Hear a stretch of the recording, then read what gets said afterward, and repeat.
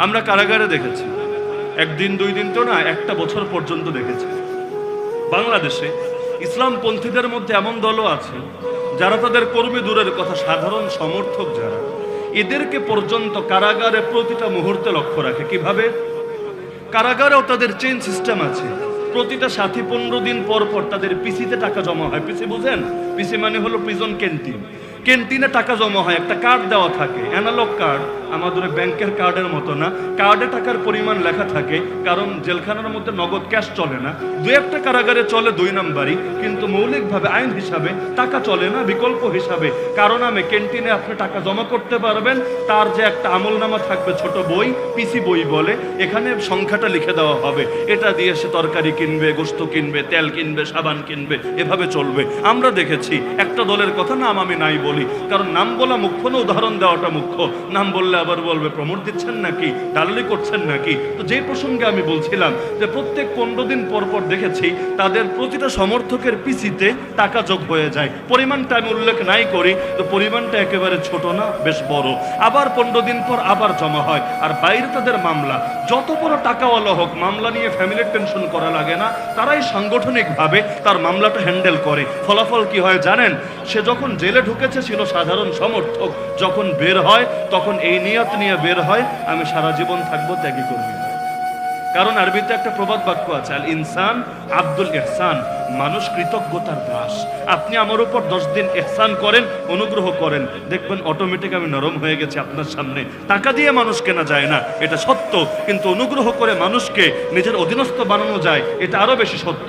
আমি যদি 10 দিন 20 দিন আপনারা নিয়ে দোকানে বসে খাওয়াই, আপনার বাসায় মিষ্টি নিয়ে যাই, হাদিয়া নিয়ে যাই, আপনি পারবেন আমার কথাকে এড়াতে? আরে বলেন না, পারবেন?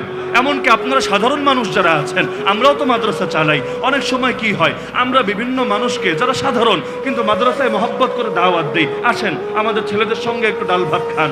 বিভিন্ন অনুষ্ঠানে, বিভিন্ন উপলক্ষে আমরা দাওয়াত দিই। ফলাফল কি দেখা যায় জানেন? আমরা তো করি আল্লাহর জন্য, কিন্তু আলহামদুলিল্লাহ এই ফলাফলটাও দেখা যায় মাদ্রাসার যে কোনো বিপদে, যে কোনো ঝামেলায় বলা লাগে না, তারা এমনি এসে আগে থাকে, নিজের সর্বোচ্চটা মাদ্রাসার জন্য ব্যয় করে। এই যে একটা কৌশল, এটা কি কৌশল না? বলেন না কৌশল না? তাহলে সে একজন কর্মী না, সমর্থকের জন্য নিজেকে বিলিয়ে দিচ্ছে, বিনিময়ে সমর্থক বাইরে বের হয়ে তার কর্মীতে পরিণত হচ্ছে। আর আমাদের কওমি অঙ্গনের দুঃখের কথাই বলি, আত্মসমালোচনা হিসাবেই বলি, কর্মী রাখেন, সমর্থক রাখেন, বড় বড় নেতৃবৃন্দ যারা কারাগারে থেকেছে, ইন্ডিভিজুয়াল এক একজনকে গিয়ে জিজ্ঞেস করেন কবে তার পিসি থেকে 1 টাকা যোগ করেছে, তার মামলার জন্য 10,000 টাকা খরচ করেছে, তার ফ্যামিলির প্রতি মাসে গিয়ে নিয়মিত খোঁজখবর রেখেছে। ব্যক্তিগত উদ্যোগে কেউ করলে করতে পারে, সাংগঠনিকভাবে কবে করা হয়েছে, পারলে আমারে প্রমাণ দিয়েন। আমরা অধিকাংশের ক্ষেত্রে এমনটা দেখি নাই। শত শত মানুষকে নিজেদের চোখে দেখেছি, নিজেরা অভিজ্ঞতা পাড়ি দিয়েছি, কেউ কারো পাশে থাকে নাই। যেই ফ্যামিলি সেই ফ্যামিলি, যেই মানুষ সেই মানুষই নিজের মতো করে খাটতে হয়েছে। উল্টো যারে আল্লাহ একটু সামর্থ্য দিয়েছে, সে 2-4 জনের খেদমত করার চেষ্টা করেছে, কিন্তু সাংগঠনিকভাবে হয় নাই। যার কারণে ফলাফল দেখেছি, যারা কর্মী হয়ে জেলে ঢুকেছিল, বের হওয়ার সময় এই কথা বলে বের হয়েছে, আর জিন্দেগি তো আমি এদের সঙ্গে নাই। তাহলে জিনিসটা কি আমাদের জন্য সুখকর না দুঃখজনক?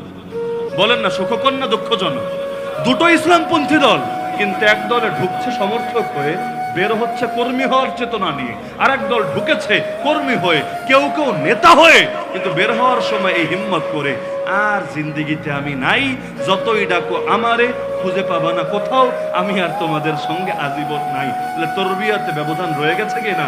তরবিয়াত ধমক দিয়েই হয় না, তরবিয়াত পিটিয়েই হয় না, কখনো মায়া দিয়ে, কখনো দয়া দিয়ে, কখনো শাসন করে। আল্লাহ তাআলা আমাদের সবাইকে ইলম, আমল, দাওয়াত থেকে শুরু করে হার লাইনে তরবিয়াতকে পরিপূর্ণ করে ইমানটারে, আমলটারে পাক্কা বানিয়ে কবরে যাওয়ার তৌফিক দান করুন।